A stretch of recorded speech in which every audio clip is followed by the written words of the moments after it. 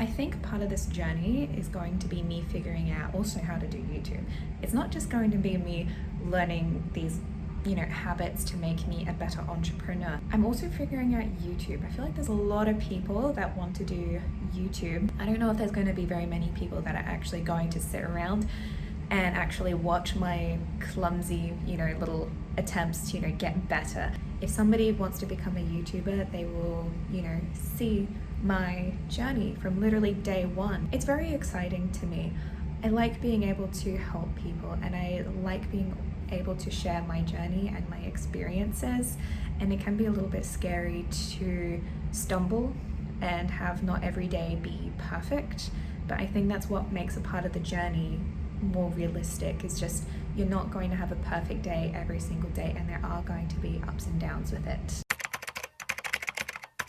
Every single day I am trying to get a little bit better. Hello, it's me, here to summarize this week, because just like I said in the opening statement, I quite literally have no idea what I am doing. I am learning as I go and documenting the process for you guys. This could very well be a terrible idea, being so open with my journey, but that is for future me to worry about. No overthinking here, only doing. The beginning stage is me struggling to figure it out, but I do it all for a reason, that it will eventually help somebody in the future. So unfortunately, this week was not all that productive. This whole weekly summary came upon because I actually didn't film enough content on any of those days to warrant making a daily video. So that's why I'm splicing all of my content from this week into one big, long, happy video. So with this week, I can definitely summarize it as a social week. Last week's lesson was about me resting after I overtrained. This week was about learning how to balance my work life and my social life, and a balance was not really struck. It was mostly just social stuff this week. So what happened this week? This week was basically about procrastination, anxiety, and an attempt at learning a new skill, and that's about it. I've been feeling stressed, not gonna lie, I have been, because it's actually Wednesday, and on Monday I hung out with a friend, which was awesome. I love my friend. But Tuesday I had no excuse and I didn't do anything. Yeah, I did cooking and I've meal prepped for the week, essentially. I still could have done work. I wasn't cooking the entire day, I wasn't shopping the whole day. But I think because I'm scared, I'm kind of digging my heels in a little bit. But I know it would make me feel so much, it will relieve my anxiety to actually just do the work. And the work actually isn't that hard. It's that fear, because this is going a bit more public. Now it's not just me, now I'm actually putting myself out there. These are very lazy videos. But I also feel like if they were quality, then I'm gonna overthink them. And I feel like I just need to, do a lot of practice videos. I'm slowly going to start getting better at everything. And I'm going to get better with each video. I just still feel like the pressure is on because I'm being publicly held accountable. Yeah, that's kind of daunting. That's kind of scary. And I feel like it's digging my heels in to actually hit post on my first video, and there is no more failure. There is no more stopping. You're doing this, you're committing to this, people are watching you now. And that is like, oh, slay, that's so cool. Love that, yeah. This is what I want, but it also does scare me. But also the things that are most worthwhile doing are the things that are often uncomfortable. It's not like a perfect quote, I don't remember what the actual one is, but the things that are worth doing are often hard. It's often scary, and it's often something that you haven't done before. Sometimes the hardest things are worth doing, is essentially what I was trying to say, but there are also very many variations on that quote, and that quote is constantly testing me. So when I had my meeting on Friday with my previous virtual assistant client, this was the meeting about doing, I think, some automation work. And, I was saying earlier that, he actually has automation work. This was the follow-up to that about, okay, he's figured out what automation work he needs, and this is like the process that he needs in Power Automate. And that's like, oh, cool, awesome, I can finally get started doing on that. Turns out I hate Power Automate and I really don't want to use it right now, but I have already committed and I have to do it now. But maybe doing that process for him is going to make me feel a little bit more comfortable with Power Automate. Before my break was going through the list he's made me for all of the automations that he wants done. And some of these look really complicated. Looking at this work and looking at it, I'm like, what is CRM? What is CRM? It's customer relationship management, I'm pretty sure. But it's just like, what is a D365? Like, what is all of this? And there's plenty of tutorials, I guess, on Power Automate itself. And eventually I will figure out, or you will see me crash and go into like a little meltdown. I'm kidding. But I think if I can actually figure out how to do this work for him, that does make me look really good. If I can figure this out, that's going to make me a really, really skilled person if I can figure this out. Okay, so I have just finished my first focus session of an hour and a half, and we have achieved absolutely nothing. Unfortunately, because with the automation processes for Power Automate, I thought maybe the way that I could learn Power Automate would be like how I learned Zapier. With Zapier, I followed a tutorial and made a flow, and it worked, and I just built on that as I went. However, with Power Automate, because the way that flows are set up and the information that you give it is different, and it seems a little bit more like coding and it's a little less beginner friendly, I just am stuck. I can't just chuck something in and hope it works, because it just doesn't let you continue without it. So I'm not really able to learn Power Automate the same way that I was learning Zapier.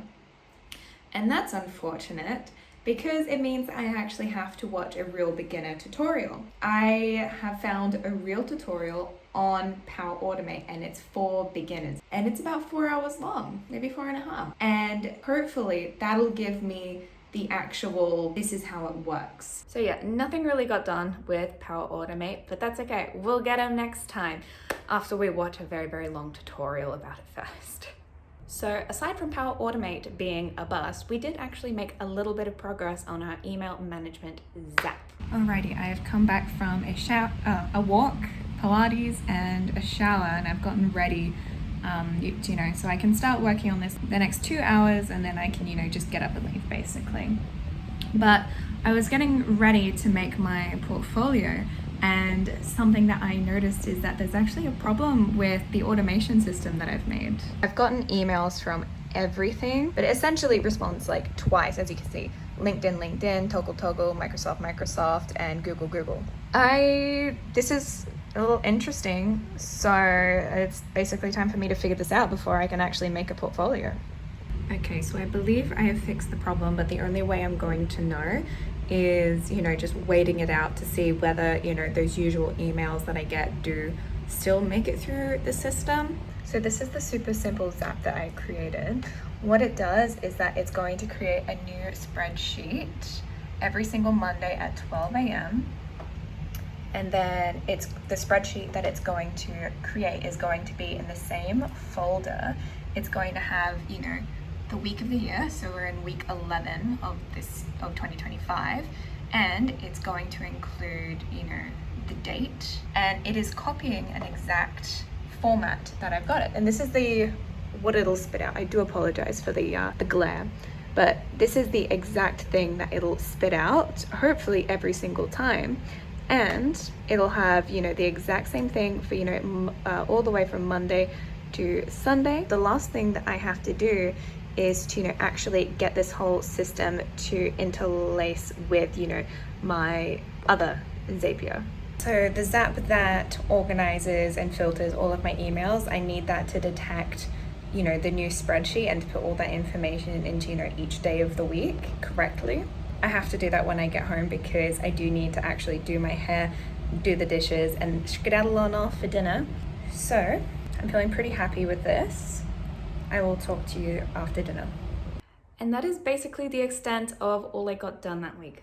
But that's okay, because this is a learning journey, and every lesson is an opportunity for me to learn from to try and get better for next week. And lastly, about our work week, that client might actually have some more work for me than just Power Automate. Then we had a much longer conversation about more potential work for me. So he actually says he has a big influx of work coming in that he just simply can't do it himself. And I am top of the list as like a virtual assistant, which is crazy because that's what I was trying to do all of last year. The work won't be coming for a while yet, but it could be an opportunity for me to get some more like freelancing hours so that I can then leave my hospitality job. But it's a little bit too soon to tell. It might happen. The opportunity is there. And that was my work week. When I wasn't working, I was either spending time with my friends or having dinner with my dad. But not gonna lie, as anxious as not working made me, I still think it's important to nurture your community, because I just know if I give up my friends and my family, it is gonna do terrible things for my mental health. It's just not going to be good for me. But in the future, we'll try and balance social and work life a little bit better. It just so happened that everything fell on the same week this week. So now that I've covered work, it's time to move on to what did I learn this week? I tried, just hopping straight into work after I've had a meal, and I'm hating it. I'm kind of going against what my body naturally wants to do and is naturally just more awake. Everything just feels twice as slow. It's kind of like running in a dream. It's just like, why am I not making any progress? Why is this so much harder? And sitting down at my laptop while the sun is shining, it is a beautiful day out there, and I am hating actually sitting at my desk. I just feel like my body needs to move. This is around the time that I would be doing like my exercise, and I tried not doing that today, not going to the pool or doing Pilates. So it does appear that I am more focused in the afternoon, but it doesn't mean that we can't change that, especially when it kind of poses a problem if I have social commitments that afternoon as well. And if I do start earlier on in the day, it needs to be easy work that I've pre-planned out the day before, because critical thinking skills are not spilling out of my brain when I roll out of bed and leap into my desk. It is just like, it's not happening. It just needs to be easy, or I need to go on a walk and do something active. Trying to start my day off with Power Automate is just not going to be time well spent. And lastly, if it is a grocery shopping and meal prepping day, like there is every single week, I need to experiment with getting work done first and letting that be a reward afterwards. So that was my week this week. A lot of the beginning stages of this journey are going to be me clumsily and messily figuring things out as I go. Not every week is going to be perfect, but that is life.